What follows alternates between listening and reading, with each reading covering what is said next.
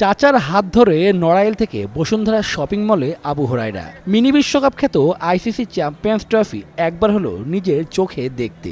ঢাকায় চিকিৎসার জন্য এলেও ট্রফি দেখার লোভ সামলাতে পারেনি এই কিশোর। চাচাও দারুণ খুশি ভাইপোকে এমন মুহূর্ত দেখাতে পেরে। চলো বসুন্ধরা সিটি থেকে ঘুরে আসি।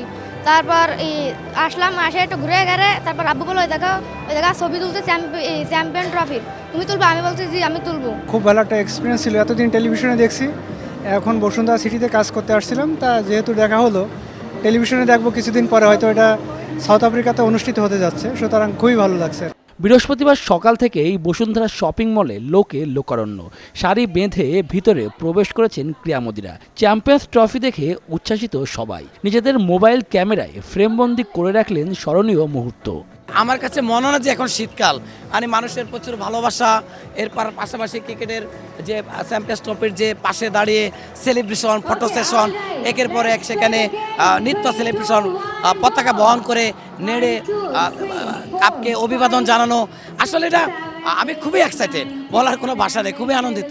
ঘুরতে এসে যদি না দেখতে হয়, ট্রফিটা আমাদের কাছেই থাকবে, আমরাই পাবো এবং আমাদের টাইগাররা এটাকে জয় করে আমাদের এখানে রাখবে। সারা বাংলাদেশ সবাই বড় একটা গ্রাউন্ডে এটা দেখার সৌভাগ্য পাবে, এটি আশা করছি। Double million offer Walton fridge কিনে পেতে পারেন 20 লক্ষ টাকা, রয়েছে কোটি কোটি টাকার নিশ্চিত উপহার। কখনো ভাবি না যে এইভাবে এটা দেখতে পাবো, so I am so happy. First time দেখছি, খুব ভালো লাগতেছে। এসে আমার খুব ভালো লাগতেছে দেখে, আর বিশেষ করে চ্যাম্পিয়ন ট্রফি দেখে, যে মানে নিজের চোখে একটা দেখা। ধরতে গেলে আমি দেখিনি কখনো, তারপর আজকে ফার্স্ট টাইম দেখা, তারপর আমার অনেক ভালো লাগতেছে।